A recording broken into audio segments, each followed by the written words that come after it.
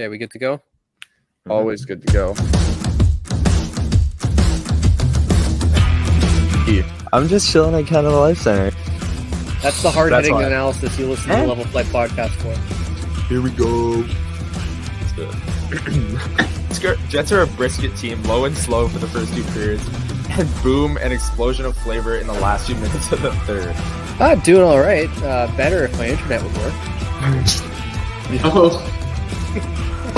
Elliott. This is comedy. I'm Brian. I'm joined by Connor. Hello. And Elliott. Hey. Wow, that was fun. You're listening to the Level Flight podcast.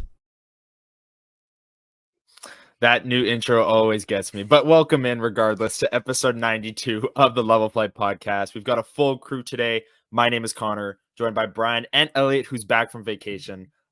Elliott, I'll start with you. Back for the first time after a couple episodes you were in. I'll let you describe the vacation. Looked like you had a great time. Welcome back to the pod. How you doing? I'm good. Yeah. I'm a little burnt. Got burnt on the last day of my vacation. So that was great, trying to take all the plane rides back. But I was in Florida, went to Walt Disney World. It was great. I mean, I can't really say much else. The best way to describe it is I probably need a vacation for my vacation because it was early mornings and late nights. So, and that sounds really weird, but if you've ever been to Florida and Walt Disney World, you would understand. But yeah, Absolutely. It was great. Absolutely. Disney World is a grind. You're there all day, every day, waking up early, going to bed late. I've been privileged enough to experience that, the grind of Disney World. It sounds so weird to say, but yes. Yeah. Brian, how are you doing today? I'm doing great. We've been able to assemble the crew for the first time in weeks here, and I am happy that we can do that. We had a nice little fairly laid back LFP live this week, talking about a bunch of stuff that's just kind of on the back burner, and this week we've actually thought up a few things to keep things nice and light. So. Yeah, LFP Live was great. Thank you to everyone who joined us. As always, we're there at 9 a.m. And like I said on LFP Live, maybe the next one this weekend is doubtful. Elliott said he's available, but Brian and I aren't sure if we're ready to go. Or Brian said he's out. He's out at the lake. And then I might be camping. So, summer activities have started. Long weekends are tough, but we will let you know for sure on episode 93. So come back on Thursday. But regardless, we're here today. And like Brian said, we got a lot to talk about. We are going to do sort of a light preview of the UFA class. Then we are going to check in on some of the NHL playoff series. Vancouver won again last night. Crazy game there. We're going to check in on some of those and some of the plays. NHL player safety might have to get involved in some areas there. So let's start with that UFA talk. Let's get into that right away. Brian, I'll start with you. Who are some names out there? Obviously, the Jets are never big players in free agency. Like they're Sam Reinhart, Jake Gensel. Like these guys aren't coming to Winnipeg. These are the prime guys. Are going to get 7 years somewhere, big money. They're not coming to the Jets, and the Jets don't have the cap space for that. So you got to look more between the lines at some of the depth options. Are there any players out there that are catching your eye that when you look at them, they might be a good depth option, whether on the defense core or backup goaltender or forward core? I mean, a name that sticks out to me, I don't know if he falls under the big name category, but we were kind of lightly joking about him before we started recording, but I'd be interested to see what a guy like Chris Tanev would be looking for on the UFA market, because he's, well on the wrong side of 30 now. He plays a style in which he essentially risks his life every single game by throwing himself in front of shots. So that teams won't be interested in giving him any more than maybe a couple years. But I would be curious to see if maybe, because I know that a lot of people were clamoring for him to be the Jets' target for the trade deadline. And I mean, the more I look into it now in terms of how well he's doing in that Western Conference playoff race and how everything's going, I wish they would have, because he's been absolutely spectacular for Dallas so far. But I'd be interested to see what a short-term deal with him would look like, because let's be real, he's never really been the flashiest. You're not going to be paying a guy who isn't necessarily the most offensive guy out there, who just goes out there and plays very gritty, very he's blocking all the shots. You're not paying him immense amounts of money, so he could be an option to really do good things for that defensive group. Yeah, and he's like, I don't know. You sometimes we describe players as like Walmart versions of another player. Chris Tanev is like the designer version of Dylan DeMello. Like he's the step up version of Dylan DeMello. Not flashy, defensive, absolute lockdown guy, blocks a ton of shots. And yeah, he's played in Calgary before, so you can't really use the would he want to play in Winnipeg? He played for Calgary for a long time. He's played with the Moose, so he played with the Moose. There you go. Bring in Scott Arniel, bring in Chris Tanev, and change the logo. Winnipeg Moose 2024-25. Let's roll. I'm kidding. Anyways, Elliott, let's go to you. Who are some names, maybe depth guys or bigger names like a Chris Tanev, who's not necessarily depth, but top 4 guy, that are catching your name as you scroll through Cap Friendly as I do on my phone here, and I'll go next, but you go ahead. As long, honestly, and I've been saying this since the trade deadline, as long as it's a top 4D, I think the Jets are in good shape. You bring back Dylan DeMello, you obviously have Morrissey. I think maybe you even look at somebody maybe a little bit more offensive on that right side, and you give Dylan Sandberg a bump into the top 4 for a more permanent role. I've seen Philip Roenick being thrown around. He may be out of the Jets price range, but it just depends on big money because of his he's been propped up a little bit by Quinn Hughes. So I think his AAV is going to come in pretty high, but yeah. So yeah, he'd be a guy I think that would be good, but his price range is probably out of there. I mean, I wouldn't mind if even with that restructure of who fits where, even bringing in Chris Tanev, I think would maybe still work. You'd have a completely shut down second pair, which I think would be just great for the Jets to have to go along with that shut down third line, right? So yeah. I mean, as long as it's a defenseman inside the top 4, I don't really care who it is, as long as the Jets aren't throwing big money at somebody who may basically not crack their roster. And I think it should also come, probably not as a surprise to anybody who has listened to us for a long time, it also shouldn't be somebody who's going to long-term hurt any development for any other defenseman who is trying to crack the lineup. And I hope the Jets have finally learned their lesson that you need to not be doing that. Especially they should know that they shouldn't do that with, I'm not even going to talk about the forwards, but with the crop of forwards that they have in their prospect pool right now that are coming up. Yeah. Yeah. And I think that is the framework, and that is a really solid framework to work under, because Ville Heinola could be, or he will be on the Jets next year if he re-signs. He's an RFA, but he could be a guy that's on that third pairing if they bring back a Brendan Dillon. It could be Dillon and Heinola, right?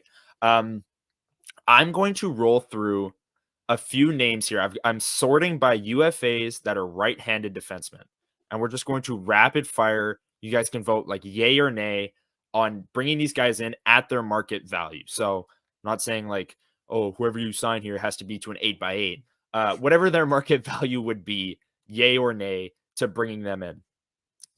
We've talked about this quite a bit, but let's start with the third guy on the list after like Brandon Montour and Tyler Myers. But Dylan DeMello, Winnipeg Jet, bringing him back at market value. Yay. Yeah. Elliott. Okay. I'm with you on that. I think his role needs to decrease a little bit, but I kind of cheaped out there starting with a Jet. But let's move on. Justin Schultz, Seattle Kraken, 33 years old, right-handed defenseman. Nay. Probably a nay, depending on like what is his market value right now? I'm assuming it's about 3 or 4 million. Yeah, I mean, he had 26 points in 70 games last year. Can move the puck decently well. Wrong side of 33 years old. I think it might even be like 3 million. It's probably a nay, because the Jets are probably going to go for DeMello. a 3 or 4 year. Yeah, it's probably a 3 or 4 year deal with him. Yeah, just I just go for DeMello. This guy's market value might be too high, but Sean Walker. Well, we could have had him at the deadline, but right. Yeah, could have had him at the deadline. Yeah. I don't actually know what his market value is at this point, because it's I weird. think he because get paid was such like, Yeah, like he was such a big deal around the deadline, and I swear I've barely heard anything about what he's done with the Avs. I mean, he didn't was really do good in much. the series against the Jets. Like he's just a puck mover. He's not going to be Cale Makar. Like they have the Yeah. star defenseman that'll eat up big minutes, but I think he's a good third pairing puck mover. Maybe he gets 4 million at best on the open market. Three Like and a if half. the Jets were to throw him 3.5 at like I'd say yay. at 3.5 at like 3 or 4 years, I think I'd be okay with that. Like I think I think the Jets also need to think about contracts that either A, they can eat later down the line in the last year or two, or contracts that they can trade away, which I think is the biggest thing. And at 3.5 million and they go 3-4 years, they can definitely either eat that money or trade it away, or more likely trade it away. Yeah, I agree. He's 29, so yeah, 3-4 year deal would work there. He's right in the middle of his prime, and I think good third or second pairing puck mover. And I already know people are going to respond like, "Oh, how could you think that Sean Walker's worth 4 million?" Or like, okay, don't get hung up on the numbers that we're throwing out here. We're just like, we're ballparking this. Maybe Sean Walker's worth $5 million. Maybe you're Sean Walker's brother and you're like super happy for him and think he's like this elite defenseman, but I don't know. We're just throwing numbers out there. Okay. Next up on the list, another 29-year-old right-handed defenseman. This one gets a yay for me.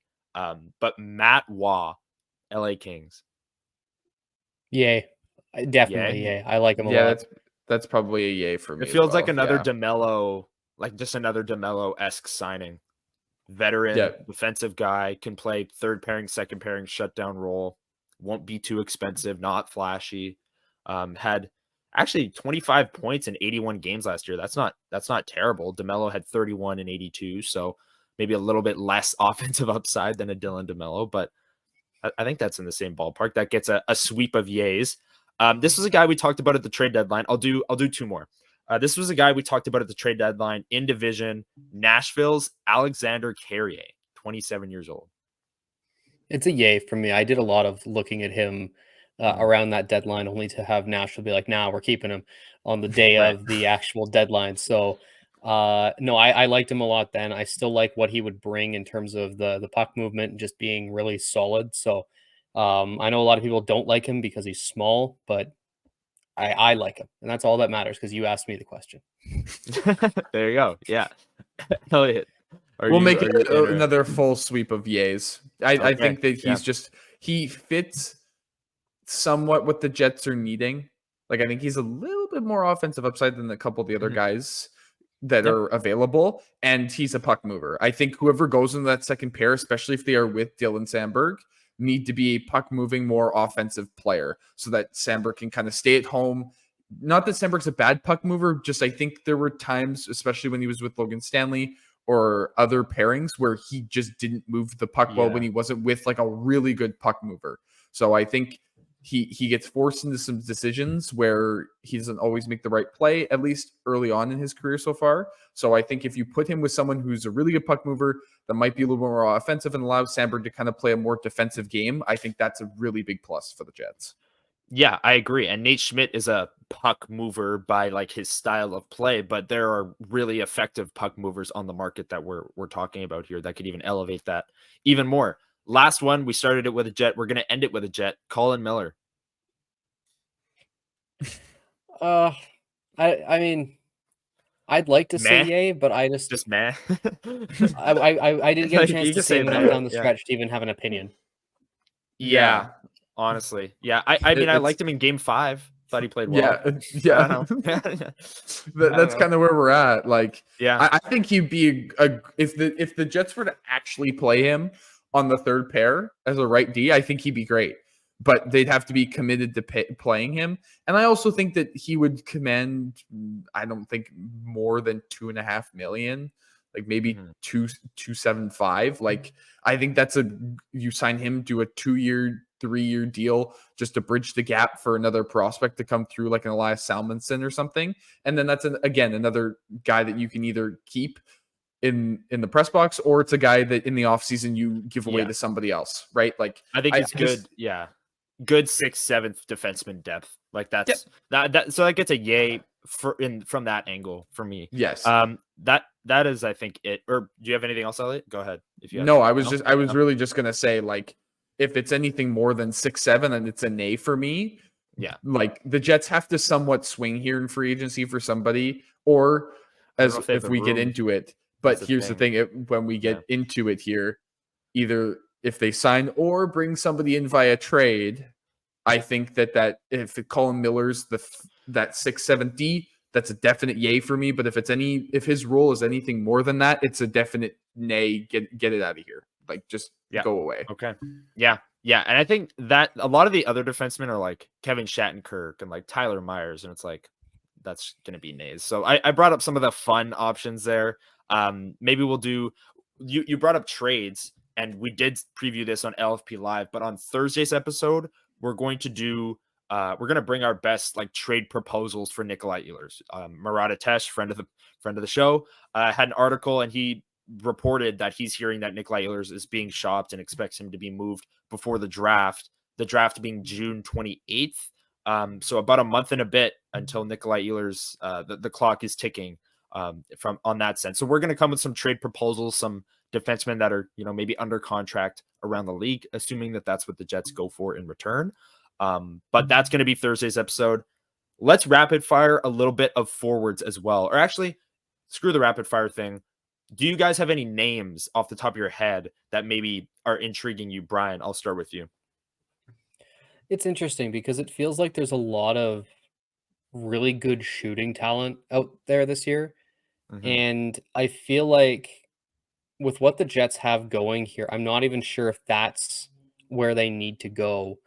And like for me, like it's interesting because you go from Tyler Toffoli, who was brought in because they needed goals and didn't end up really showing up at all when they needed him the most. He didn't score any big goals in the playoffs. I'm sorry, Connor. I know you were convinced. Bad take. I wouldn't even say it was a bad take, but I'm like, I didn't anticipate it being that rough for him on that second line. I thought you were going to say in that terms rough of- for me. I didn't anticipate no. it being that awful of a take, man. Come on. No, go ahead. But no, to bring it back here, it's an interesting class because, as I said, there's a lot of shooting talent and a lot of guys who'd fit well into most teams' middle six. I wouldn't mind, the addition of someone like, maybe like a Tyler Bertuzzi, who he can, mess things up a little bit in the middle. Like he's a rough player, but he does have that offensive, ability that we've seen. He was better in Detroit than he was this year in Toronto, but I actually didn't mind what he did with the Leafs this year. A lot of the other guys are just kind of role players that are out there just to kind of like bring up some names. Like I'm looking at a guy like Jonathan Drouin, who looks revitalized, but he was also playing with the likely Hart winner. Guys like that, Jonathan Marchessault, he's, a little bit older in age, so I wouldn't see, him being a target, but you have guys like him where they play a very specific role in a system that they've been brought into. And I think, the only real name that I'm kind of throwing out there is Bertuzzi, just because I could see a fit in what they were sort of looking for. It also depends on what the coaching staff, whenever they bring them in, what they're going to look for. But it's in terms of non, top free agents, because you've got, the Gensels, the Stamkoses, and all that. Reinhart. I would say the Reinhart. I still think Reinhart signs as soon as the season's over, but it's a weird forward class because there's no in between, it seems. It is for sure. Elliott, I'll head to you. What kind of names are jumping out at you as you look through the free agency list that the Jets could target up front that aren't the Sam Reinharts of the world? I'm kind of going to echo what Brian said a little bit. I think it's really difficult to find somebody like other than a Tyler Bertuzzi or maybe an Anthony Mantha that can really fit into that like middle six role. But I kind of want to continue what Brian was talking about in terms of the coaching staff.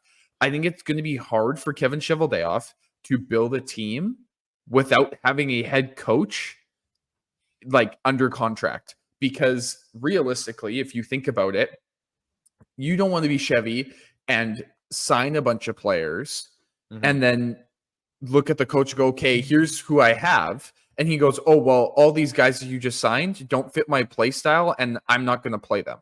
right? Yeah. So I really think that if the first domino I think to fall here, it probably is a head coaching decision. For sure. Then I think it's For sure. depending on who that coach wants to play. Like, I mean, like I said, you could look at Anthony Mantha. Like the Jets were kind of sniffing around him at the deadline. Maybe you bring him on a cheaper deal because I know he's a little bit more expensive right now. Like maybe you bring, he's currently on 5.7. Like maybe you bring him in on 4. Yeah, it wouldn't be that much. Like 3.5, 4. Maybe you can bring him in on that. But like Connor, you mentioned earlier, it's going to be hard for the Jets to make acquisitions based on their current salary cap situation. They already have decisions they have to make on their own roster. Trying to bring in other players is going to be more difficult. So either trades or buyouts are probably going to be quite relevant to begin the offseason. So that the Jets can actually make space to make decisions. Because right now, without a coach and without much space, I don't see them being very active in the market until all of those other dominoes fall. And also by then, you never know where the market's going to be for any of these players because a bunch of them might be off the board. But Brian threw out Bertuzzi. I'll throw out, I wouldn't mind like maybe Anthony Mantha on a cheaper deal in terms of forwards. Obviously, like Brian said, Marshall would be nice. I don't know. Like it's hard. All of these a lot of these guys are older, or they're guys that are going to command a lot of money when they don't. Like I know this. Well, Marchessault's one of those guys though that's going to command a lot of money. Like he won the Conn Smythe last year, so despite him being small and not a playoff performer, he was the best player in the playoffs. And had 42 goals this year. So I don't know. Like a lot of these guys are older, which is why it does make it more tough.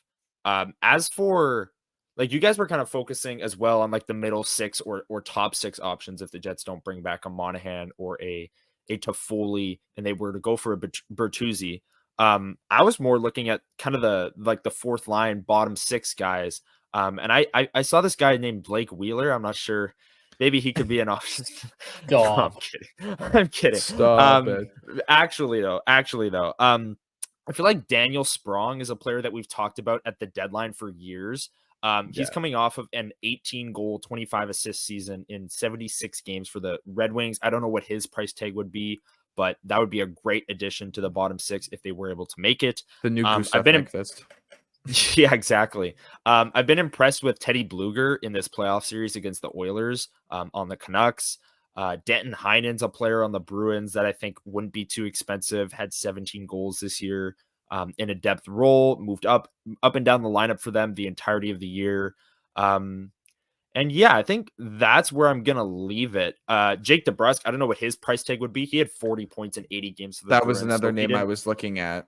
Like, Jake DeBrusk has been a top 6 player for the Bruins for a long time, but he hasn't really produced at a top 6 rate. And 40 points in 80 games, like half a point per game. That'd be a good addition to the middle 6 as well. Let's take a quick ad break. Obviously, this free agency conversation is going to continue. Free agency starts after the draft. So into July, we will be talking about targets. Maybe new reports will come out. But when we come back, we are going to just quickly update some of the reports we're hearing on the coaching front.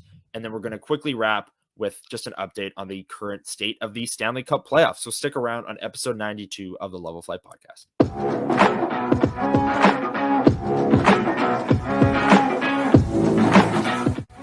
Hey, Level Flight fans.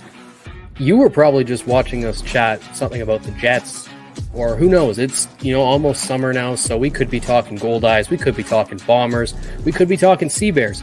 I don't know what we were talking about. What we're talking about now, though, as you wait for us to come back, is where you can find us when you're not watching or listening to these episodes. You can find us on social media. That's talking Twitter, Facebook, TikTok, Instagram, all of those platforms at Level Flight WPG. That's where you can find all of our content. You can sort of keep in contact with us. You don't have to worry about losing, an episode here or there. You can just keep up to date. With that in mind, too, you should probably go and subscribe to our YouTube channel and click that little bell. If you do that, you will never miss another episode release, and you'll be right there for the premiere every single time it comes out. this summer we've got a lot of stuff planned. We're going to do our regular sort of off-season stuff for the Jets.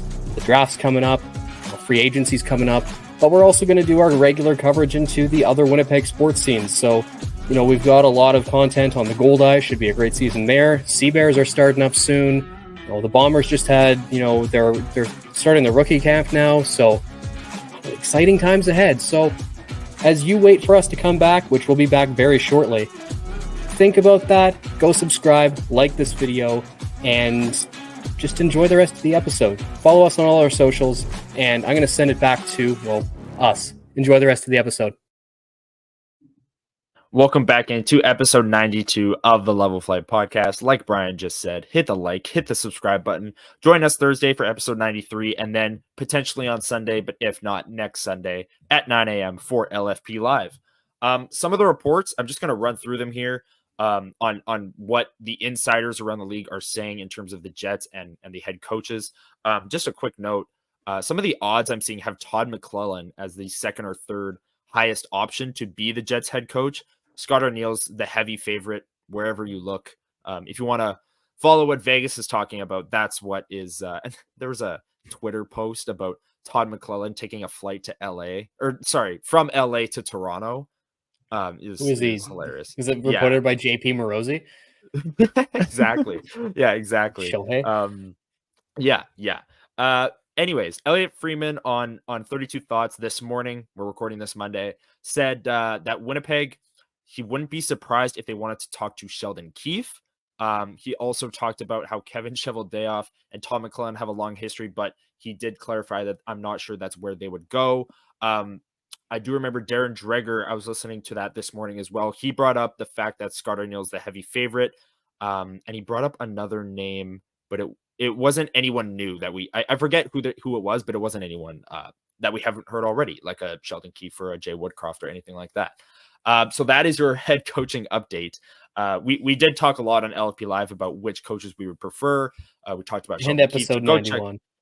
And on episode 91, yes, lots of coach talk. So go check those out if you haven't already. But let's talk about the Stanley Cup playoffs. Connor McDavid took a nasty cross-check to the face after the game last night. I haven't seen whether or not Carson Soucy has been fined or suspended yet. I know he has a hearing today. But just real quick on that Vancouver-Edmonton series. Vancouver takes a 2-1 series lead with a road win. Artur Shilovs with just a masterclass on the road in the playoffs, because why not? Brian, what intrigues you mainly about that series and maybe some of the other series that we're seeing around the league? I think for me, the thing that's been standing out to me is how Vancouver just continues to defy the odds of the fact that everyone, kind of myself included, were assuming at some point during the regular season they'd fizzle out. They didn't. They're an upset candidate in the first round. Yep. They're an upset candidate in the first round because I'm not sure how they'd handle a 7-game series. They, went through Nashville. And then so far, I can't consciously say that I don't now think that they're going to win the series, because they just seem to find ways to win. Like, they just seem to have it. And for me, it doesn't seem to matter what really happens, because if you could play however the hell you want to play for the entire game, but there's moments that really matter in the playoffs, and it seems like Vancouver has more of those moments than other teams, and they seem to capitalize on them, and they just consistently seem like always up against the wall, but always ready to perform. Yeah, that's a really good way to put it, because they're just finding ways to win against all odds. They were the PDO kings from the regular season, where their save percentage and shooting percentage was ridiculously high. And last night they got outshot, 44-16, and they won 4-3. So the Oilers and their goaltending letting them down, a tale as old as time. But Elliott, what's intrigued you about save percentage from Stuart Skinner? Jeff Skinner? Well, if Jeff Skinner played goalie, he would also have a sub 800 save percentage. Maybe they should try him. I don't know. Maybe they should try him. Yeah, give him a call. Get Buffalo on the phone. Can't be worse. Elliott, what has intrigued you about maybe that series or any of the other series that you were able to catch when you were down in Florida, enjoying the warm weather? I was actually watching a good chunk of hockey as much as I could, like everywhere on the TV. We were trying to watch it. Exactly, I think if I'm just going to divert from the Edmonton Vancouver series because it's been a really good series. I haven't caught as much of it as I'd like, but I'm going to kind of do a little bit of touching of two here at the same time. I think the Rangers look just like, I know Carolina won game 4, but the Rangers still look like the better team. They should, I'm assuming they should clean up here in game 5. And another bad take. Sorry, I brought up the fact that I still liked them when they were down 2-0, and now, that one's aging horribly You too. proudly said Canes in 7. I did. Hey, it's still possible. It's still possible. It's still they'd have to be one of the first teams. I can't remember. Yeah, you gotta believe, man. Come on. Anyways, go ahead. The Rangers are just a horse. Like they are so good. It's hard for me to pick Carolina as much as I like Carolina's makeup and their team. And Freddie Anderson's having to try to save them, but the Rangers are just bulldozing everybody. Like they're probably Shesterkin's playing out of his mind too. Like he's been so good. Yeah, he's been so good. They're getting goaltending. They're getting production.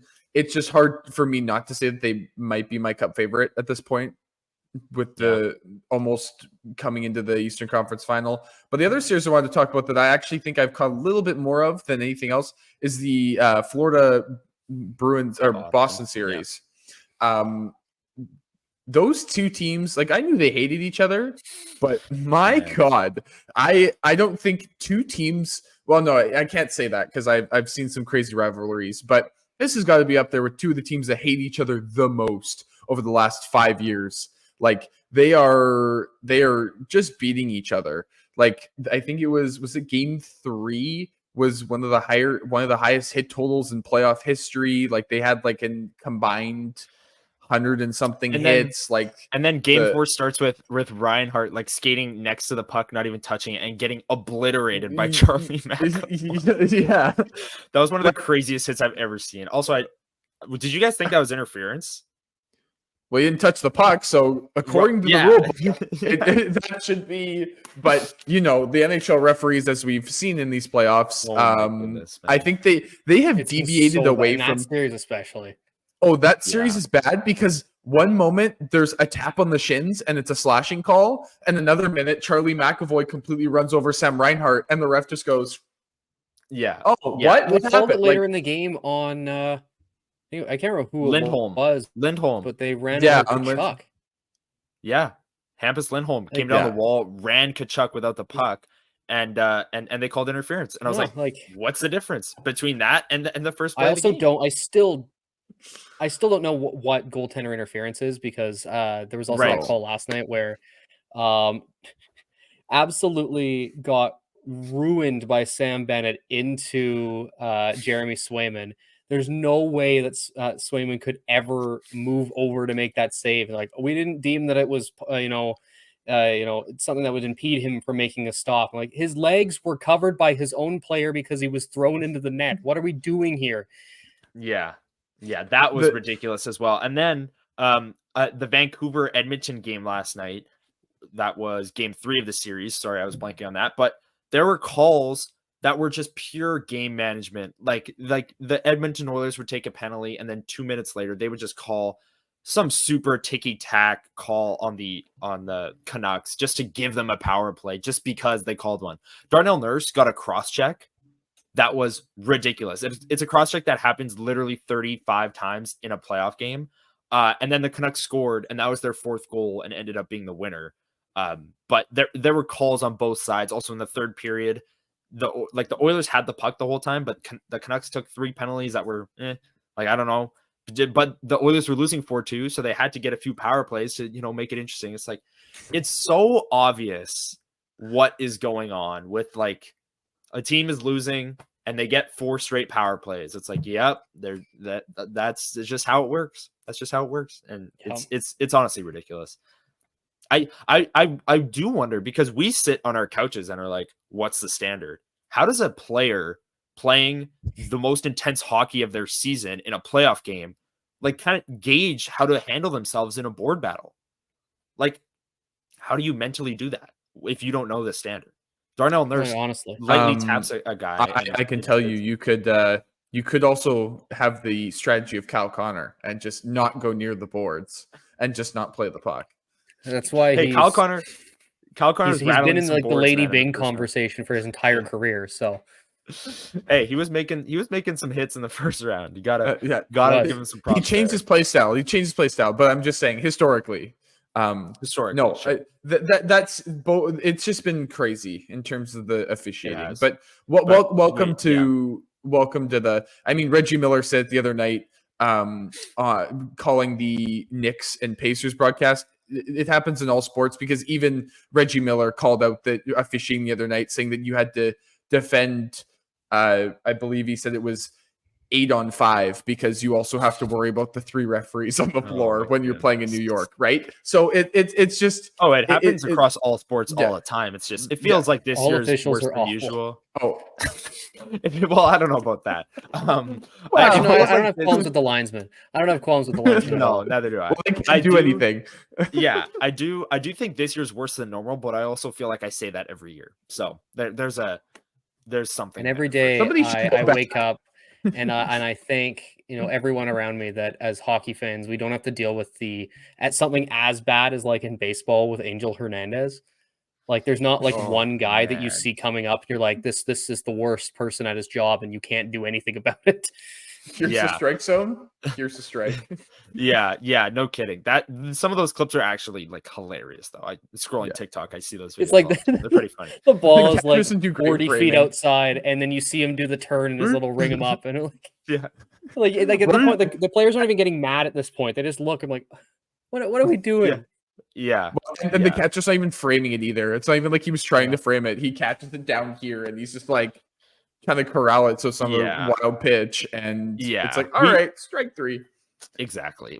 We've gone way too off topic. We're talking about Angel Hernandez. That's how you know we're off topic. But just it's real funny quick, too, because I actually don't have anything much to say on the other series that we haven't mentioned about yet with Colorado and Dallas. It's been kind of what I expected. Like Colorado occasionally breaks through. Dallas plays extremely tough. And so far, the Dallas tough style has come through as superior, but it wouldn't shock me if Colorado finds a way to tie it up. I totally agree. And Dallas has really impressed me in game 2 and 3, where game 2, they went up 4-0, and then somehow Colorado made it a game in the third, or they went up 4 or 5-0. I think it was 4-0, and then Dallas scored again. And then game 3, that was a great road game. Jake Ottinger played great. If he plays great, Dallas is going to be really, really tough to beat. And that's all the series. We touched on all of them. Just real quick, because we didn't talk about it on LFP Live, but some of these summer sports have started in Winnipeg. Let's start with the Goldeyes, the man sitting in the middle with the Goldeyes hat. It's been a tough start for the Goldeyes. Brian, take us through what has happened to start the year here as the Goldeyes start 0-4. Yeah, so they have begun their season down in Cleburne, Texas. They're one trip there this year. They're doing a 6-game series. They've lost the first 4. First 2 didn't necessarily get the pitching they were hoping for out of 2 of the newer faces there. They had some offensive pop in those games, couldn't find a way to sort of get the hits right near the end there when they really needed to, bear down and go for it. And then in games 3 and 4 of the series, they got the pitching. But once again, there was just some struggles with, figuring out how to get those runs across. But I know like in the 4th game of the series there, Landon Barassa, who has been a absolute stud for the Goldeyes in the last few seasons, born in Lethbridge. So he is a Canadian favorite here. He had 11 strikeouts. Goldeyes ended up losing 1-0. The final out of the game, thrown out at the plate to end the game. So it was a tough start, but the good thing is that this season has 100 games in it. So you lost the first 4, but you've got a lot of time here to sort of right the ship, and I think they will. They've got the talent. They brought in a lot of guys who have AAA experience. They've got someone who's been in the majors at one point in his career, and a lot of guys that have kind of hit at some level fairly recently. And in this league, it's a good thing to have some sort of pedigree, and I think they have that. It's just putting it all together. Yeah. I did see the clip of that play at the plate. It was close. They had 2 on, runners on the corners, 2 out, popped it up, kind of short, infield. They decided to run, probably a good decision, but just barely out at the plate. And yeah, 0-4. But I agree with you, and you brought it up there. They brought in a lot of new faces this year, new manager. I think things are just slowly getting going, but they'll start to click.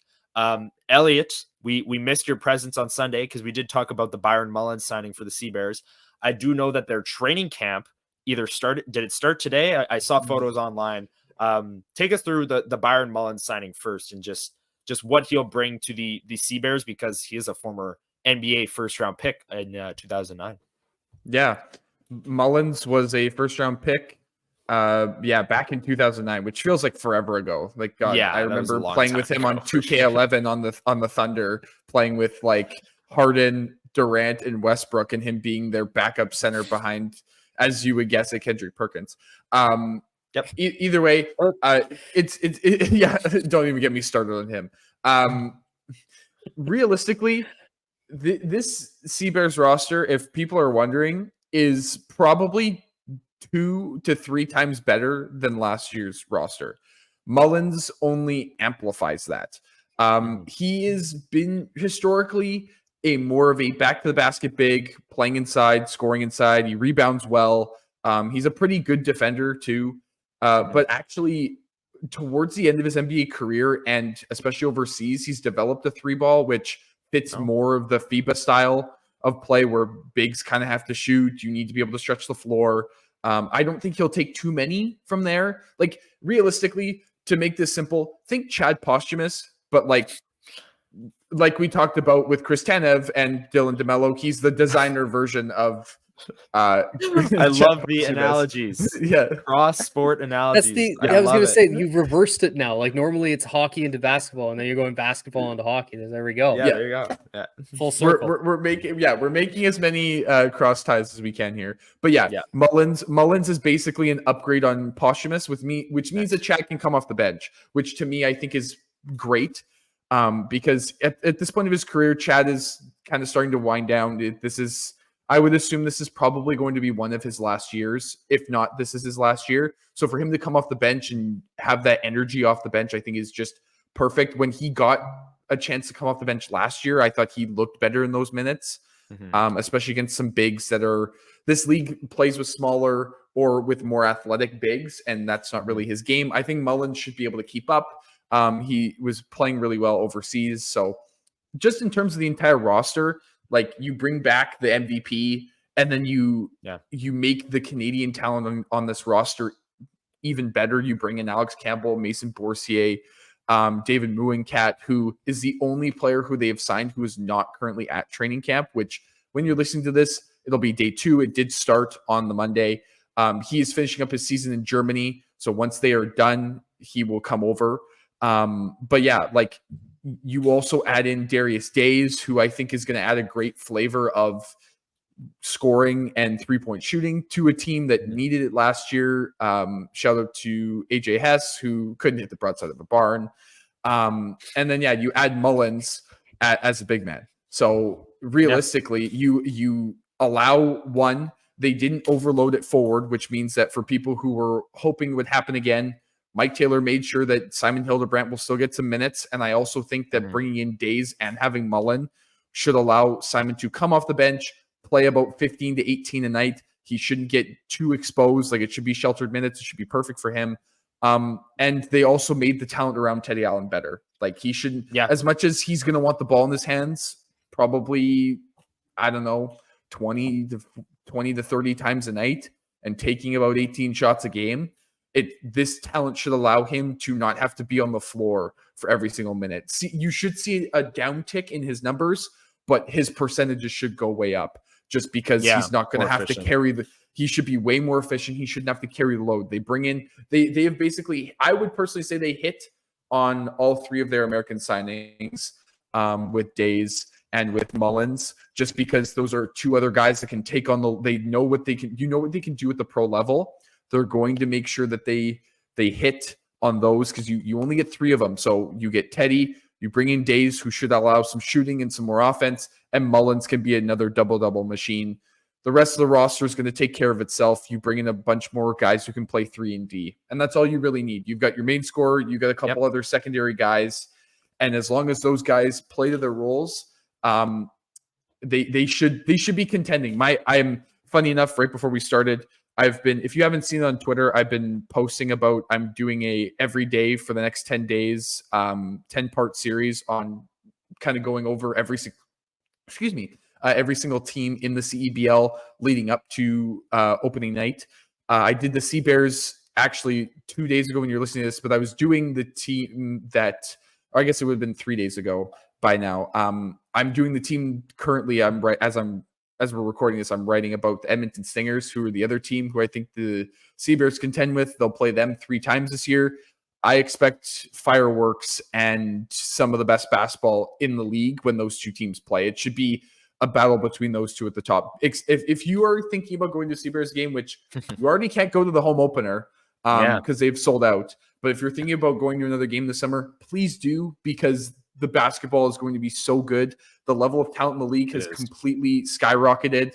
There's more higher level American players, all the better Canadians that aren't playing in the NBA, and major teams overseas looking to play for the Olympics this summer are coming over and coming back to play. Like it's going to be such good basketball that you should go and check it out. But go ahead.